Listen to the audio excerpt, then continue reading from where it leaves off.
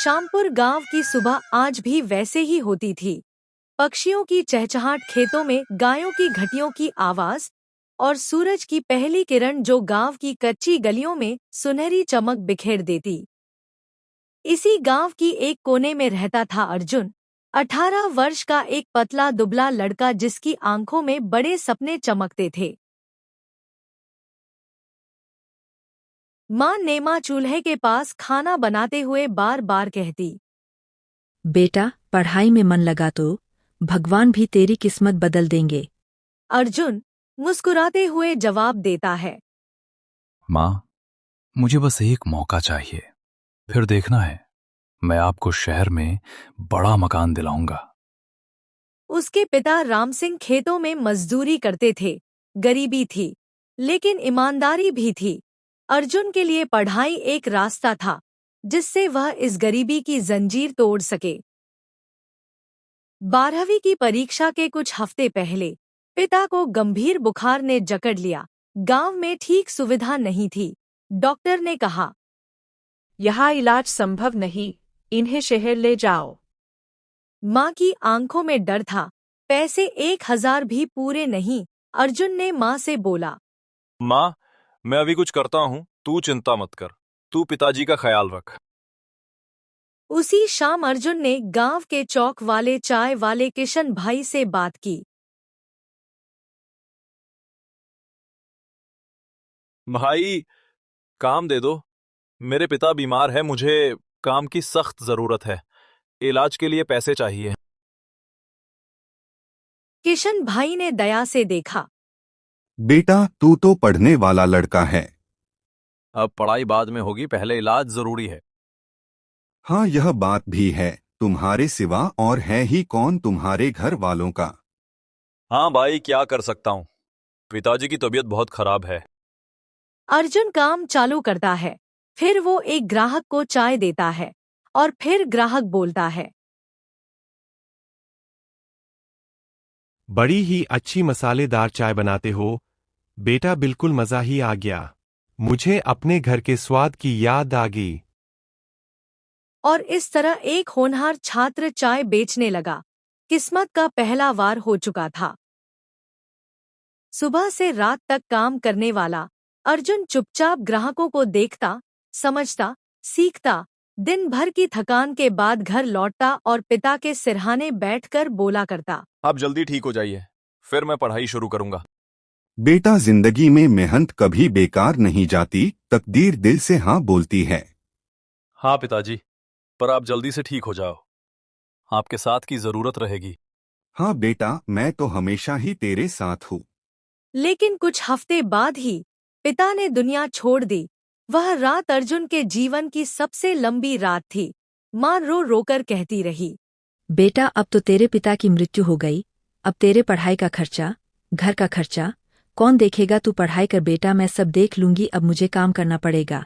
नहीं मम्मी, मेरे रहते हुए मैं तुझे काम करने नहीं दूंगा और मुझे पढ़ाई छोड़नी होगी। अपने घर का पालन पोषण करना होगा। एक बड़ा आदमी बनकर दिखाऊंगा तुझे, तो चिंता मत कर। अर्जुन ने पिता की तस्वीर के सामने बैठकर कहा, पिताजी, आप कहते थे मेहनत जीतती है, अब मैं वही साबित करूंगा। कुछ महीनों बाद अर्जुन शहर में चला गया। वहीं उसे एक कारोबारी विक्रम मल्होत्रा के कारखाने में काम मिला। यह एक जूता बनाने की फैक्ट्री थी। पहले दिन उसने सुपरवाइजर से पूछा, साहब, अगर मैं यहाँ अच्छा काम करूंगा तो आगे बढ़ने का मौका मिलेगा या नहीं? साहब ने हंसकर कहा, यहाँ लोग सालों से काम कर रहे हैं, पहले खुद को साबित कर। अर्जुन ने चुपचाप सर झुकाया और काम में लग गया। जब दूसरे मजदूर आराम करते, वह मशीनों को समझने की कोशिश करता है, कैसे रबर कटता है, कैसे डिजाइन बनता है। एक दिन फैक्ट्री मालिक विक्रम मल्होत्रा फैक्ट्री में आया। उसने देखा एक लड़का देर रात तक मशीन ठीक कर रहा है। कौन है तू? क्या कर रहा है? मैं अर्जुन हूं साहब, मशीन खराब थी, उसी को ठीक कर रहा था ताकि कल काम ना रुके। विक्रम उसे कुछ क्षण देखता रहा। अच्छा अर्जुन, तू बहुत मेहनती लड़का है। ऐसे ही मेहनत करता रहा तो बहुत आगे जाएगा। वह दिन अर्जुन की जिंदगी का पहला उजाला था। 1 साल बाद अर्जुन सुपरवाइजर बन गया।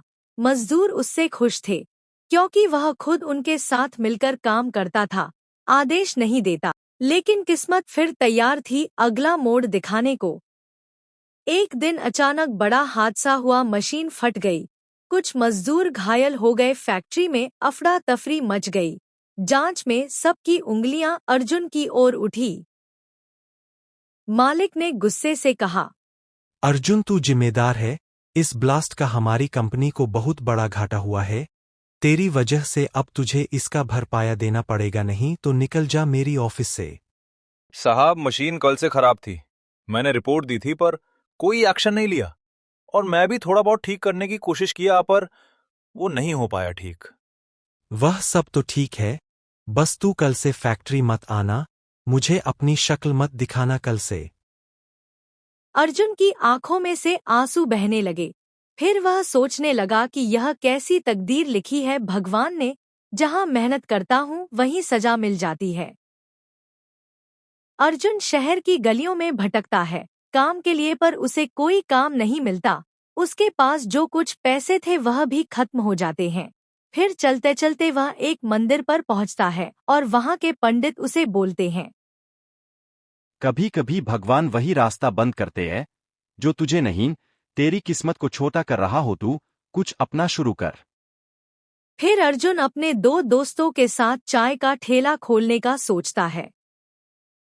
दुकान छोटी थी, लेकिन अर्जुन का सोच बड़ा। उसने दुकान का नाम रखा तकदीर टी स्टॉल। रोज शाम को वह चाय बनाते हुए किसी ग्राहक को इंसानी तकदीर कहानी सुनाता। ग्राहक चाय पीते हुए कहता है, भाई चाय तो बहुत अच्छी बनाते हो, क्या राज है तुम्हारे इतनी अच्छी चाय का?